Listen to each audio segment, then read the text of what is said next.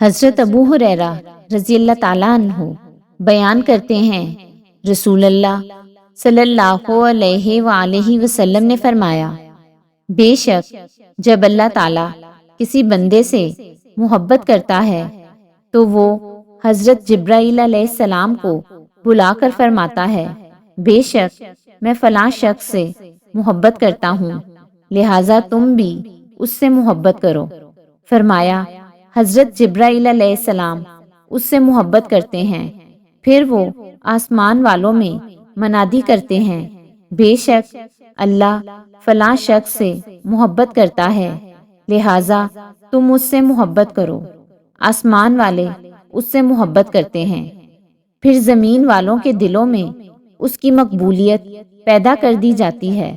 اور جب اللہ تعالیٰ کسی بندے سے بغض رکھتا ہے تو وہ حضرت جبرائیل علیہ السلام کو بلا کر فرماتا ہے، بے شک میں فلاں شخص سے بغض رکھتا ہوں،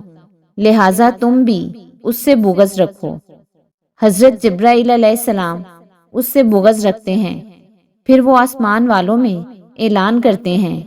کہ اللہ فلاں شخص سے بغض رکھتا ہے، لہٰذا تم بھی اس سے بغض رکھو۔ فرمایا،